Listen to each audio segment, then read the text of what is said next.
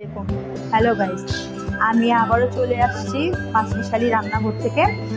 আজকে আমি ব্লগটা হচ্ছে অন্যরকম একটু ব্লগ। আমি আজকে চলে এসেছি আদাবর চারে আমার ছোট বোনের বাসায়। আপনাদেরকে আজকে এখানে আমি যা যা করেছি, কি রান্না করলাম, কি খেলাম, আর আমি সব কিছু দেখিয়ে দিব। আর এক ঝলক আমার বোনের হাউসটা আপনাদেরকে দেখিয়ে দিব। আসেন আমরা হোম ট্যুর করি। এই যে আমার ছোট বোন। হ্যাঁ, এই যে এখন আমরা দেখাচ্ছি ওর হোমটা খুবই সুন্দর, তাই আপনাদের কাছে একটু শেয়ার করলাম। দেখেন,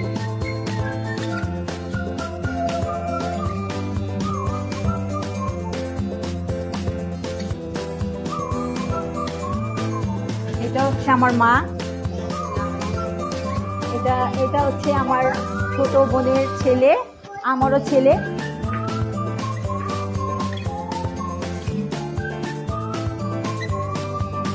এটা হচ্ছে তাদের পিকচার গুলা।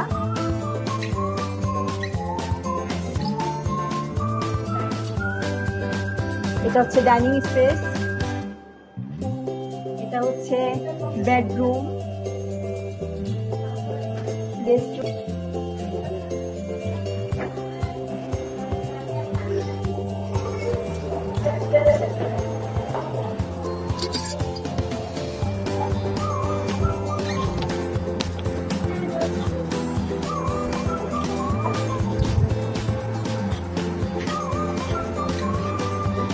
চলে আসছি মেন রান্নাতে। এখন যে আপনাদেরকে দেখিয়ে দিব, আজকে অনেকগুলো আয়োজন ছিল, সেগুলো রান্না হয়ে গিয়েছে। জাস্ট আপনাদের কাছে আমি শেয়ার করব এই খাসির আস্ত রানটার রোস্ট। তাহলে এটা আমি বানাবো ওর বাসায় এসে। আমি আপনাদের কাছে শেয়ার করতেছি এই রেসিপিটা। আগের থেকে আমি রেডি করে রেখেছি এর কি কি ইয়াগুলা লাগবে, ইনগ্রিডিয়েন্টসগুলো, এগুলো রেডি করে রেখেছি। আপনাদেরকে এখন দেখিয়ে দিব। হচ্ছে 3 চামচ পেঁয়াজ বাটা, অল্প কিছু টমেটো, তারপরে এটা হচ্ছে 7-8টার মতো পেস্তা বাদাম বাটা, এটা হচ্ছে 2 টেবিল চামচ পেঁপে বাটা, কাঁচা পেঁপে, এটা হচ্ছে পেঁয়াজের বেরেস্তা অল্প অল্প একটু, আর কয়েকটা কাঁচামরিচ, আর এটা হচ্ছে আদা রসুন। এখন আদা রসুনটা আমরা এটার মধ্যে অ্যাড করবো, সব মশলাগুলো মাখিয়ে নিব। এখন আমি রানটাকে ম্যারিনেট করে নিব। এখানে প্রথমে দিয়ে দিব 3 চামচ আদা রসুন বাটা, তারপরে অর্ধেক পেঁয়াজ বাটা দিয়ে দিব, আর বাকি অর্ধেকটা রান্নার মধ্যে ইউজ করব। তারপরে পেঁয়াজ বাটা সব এটার মধ্যে দিয়ে দিব, পেঁয়াজ বেরেস্তা দিয়ে দিব, বাদাম বাটা দিয়ে দিব। এখানে 7-8টা পরিমাণ বাদাম বাটা আছে। এখন আমি এটার মধ্যে দিয়ে দিব 1 চা চামচ মরিচের গুঁড়া। এখানে আমি হলুদ ইউজ করব না, আমি এটার মধ্যে শুধু মরিচের গুঁড়া ইউজ করব। আর দিয়ে দিব গরম মশলা গুঁড়া আধা চা চামচ।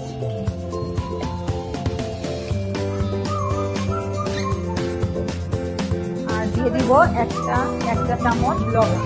বাকি লবণটা আমি রান্নাতেও দেখবো, তাই এখানে লবণটা অল্প দিলাম। এখন আমি এটাকে ম্যারিনেট করে নিব ভালো করে ম্যারিনেট করে এটাকে আমি 2 ঘন্টা রেস্টে রেখে দিব। আপনারা চাইলে এটাকে রাতেও করতে পারেন, সারা রাতে রেস্টে রাখতে পারেন, সেক্ষেত্রে আরো ভালো হয়। এখন আমাদের কাছে সময় কম, তাহলে আমি 2 ঘন্টা পরে এটাকে রান্না করে নিই। আর এখন রান্নার মাঝখানে আরেকটা কথা বলতে যাচ্ছি গাইস। রান্নার মাঝখানে আপনাদের সাথে আরেকটা কথা শেয়ার করতেছি আমার বোনের সাথে, যে সে তো অনেক কিছু রান্না করে রেখেছে আমার জন্য, শুধু আমি এসে এই লেগ রোস্টটা করবো। তোমাকে কিরকম অনুভূতি হচ্ছে?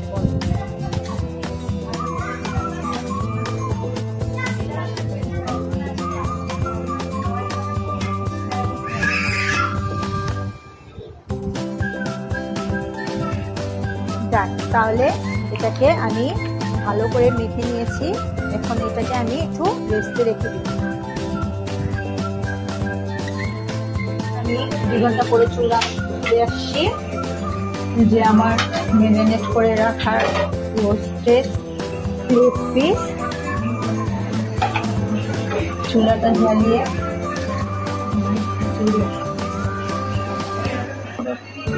এখন আমি 1 কাপ পরিমাণ তেল দিয়ে দিব চুলায়।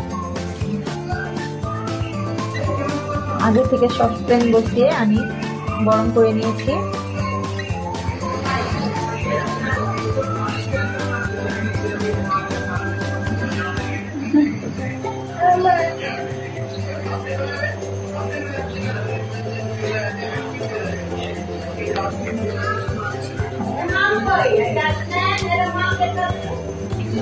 আমি এই যে আগে থেকে ম্যারিনেট করে রাখার লেগটা এটার মধ্যে দিয়ে দিচ্ছি।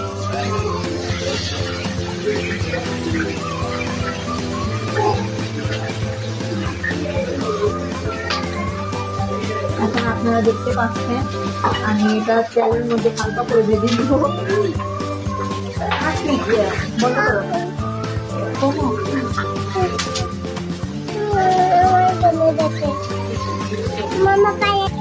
এখন আপনারা দেখতে পাচ্ছেন আমি তেলের মধ্যে এটাকে হালকা করে ভেজে দিব।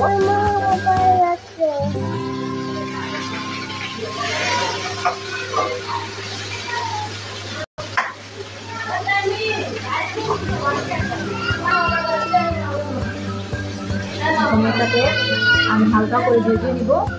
ভেজে নেওয়ার পরে সব মশলাগুলো এটা আপনারা দেখতে পাচ্ছেন আমার সসপ্যানটা একটু ছোট হয়ে গিয়েছে, তাই ভাজার পরে এটাকে আরেক ফ্রাই প্যানে ফিক্স করে নিব। তারপরে ওটার মধ্যে রোস্ট রেডি করব।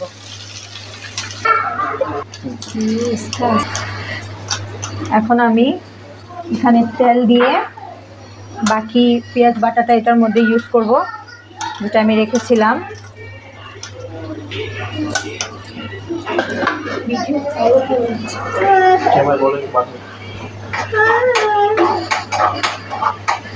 পেঁয়াজটাকে নেড়ে চেড়ে হালকা ভেজে নিব, তারপরে মশলাগুলো অ্যাড করব।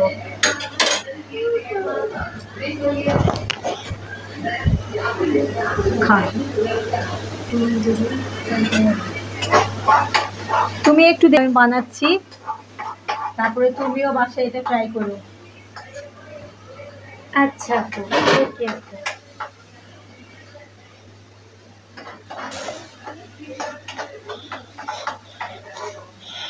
আপনারা দেখতে পাচ্ছেন আমার পেঁয়াজটা হয়ে গিয়েছে, হালকা ভাজা ভাজা হয়ে গিয়েছে।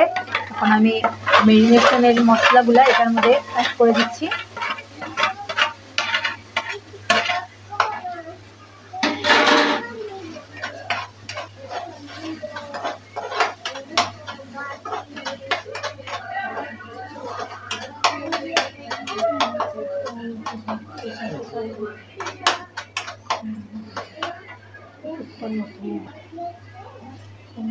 দিয়ে দিব আর সামান্য পরিমাণ আদা রসুন।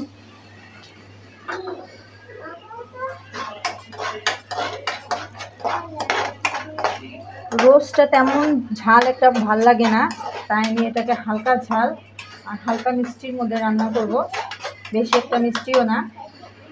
তাই এটার মধ্যে আমি সামান্য পরিমাণ চিনি দেব।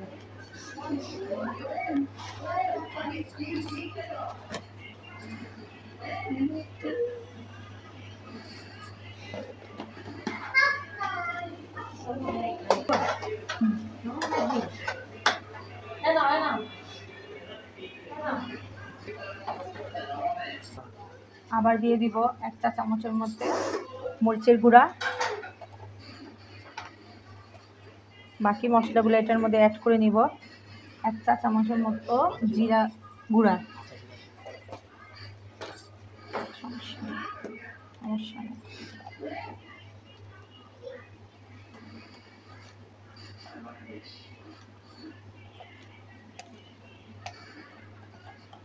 আধা চা চামচের মতো ধনিয়া গুঁড়া।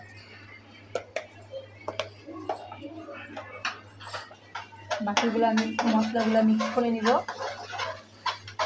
আর এটাকে ভালো করে কষিয়ে নিব, যাতে মশলার কোনো কাঁচা ফ্লেভার না থাকে।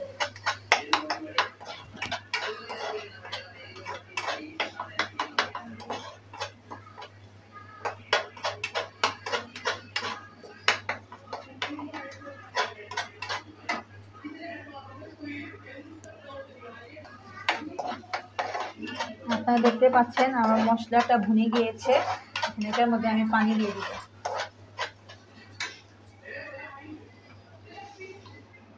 সামান্য পরিমাণ পানি দিব, বেশি একটা পানি দেব না।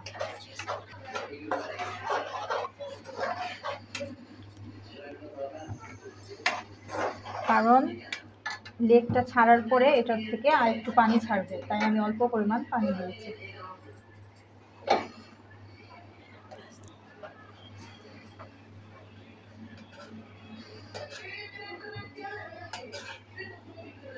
আমি লেগটাকে এটার মধ্যে দিয়ে দিয়েছি। এখন এই মশলাটার মধ্যে কষিয়ে নিব।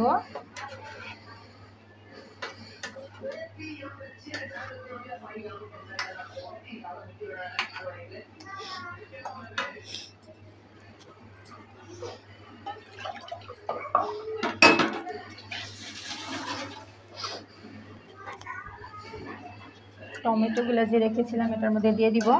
আপনারা চাইলে এখানে টমেটো কেচাপটা ইউজ করতে পারেন। আমি টমেটো দিয়েছি, আমার হাতের কাছে যা ছিল। আরও আছে, নিয়ে দিতে পারি, নো প্রবলেম। আর 7-8টার মতো কিশমিশ দিয়ে দিয়েছি এটার মধ্যে।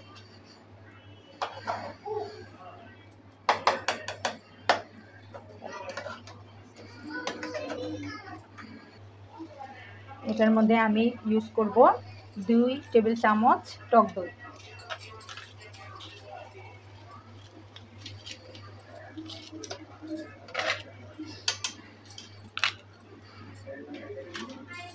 আর একটু ইউজ করব গুঁড়া দুধ 2 টেবিল চামচ।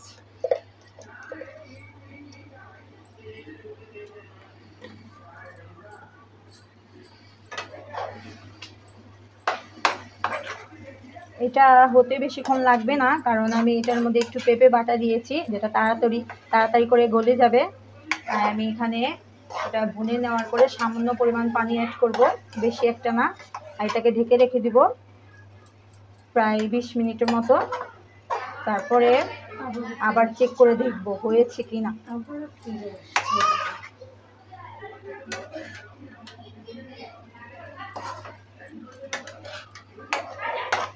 আবারও 20 মিনিট পর চলে আসছি আমরা। অ্যাড করব পানি।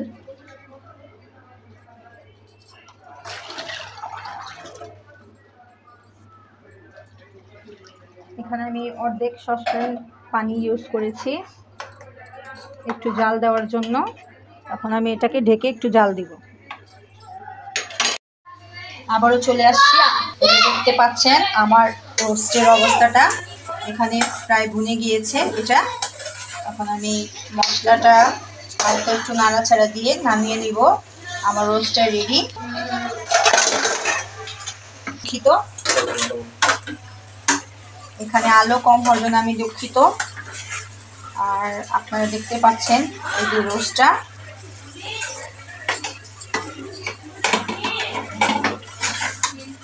লবণটা দেখে নিব, আর একটু সামান্য পরিমাণে লবণ লাগবে দিয়ে এটাকে নেড়ে দিব।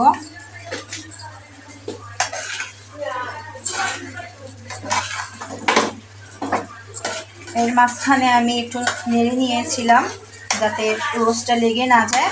আর 2-3টা আলু বখারা অ্যাড করে দিয়েছি। আপনাদেরকে দেখাইনি, কিন্তু এখানে আলু বখারাও আছে। শাহি লেগ রোস্ট রান্না করতে যা যা লাগে আমি সব কিছু দিয়েছি। আপনারা এই রেসিপিটা ট্রাই করে দেখেন।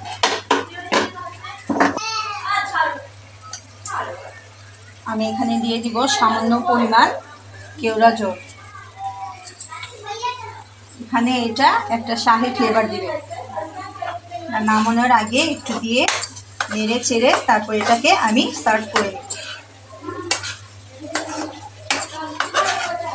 আমার রোস্টটা রেডি।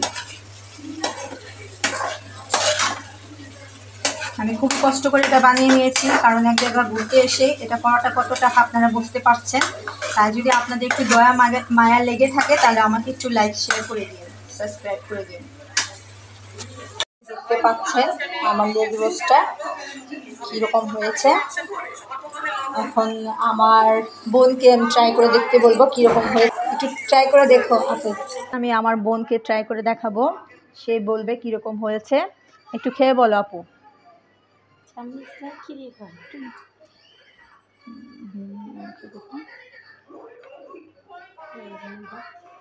কেমন আছে? চামচ থাকতো, কাঁটা চামচ ভালো হতো। কাঁটা চামচ দাও।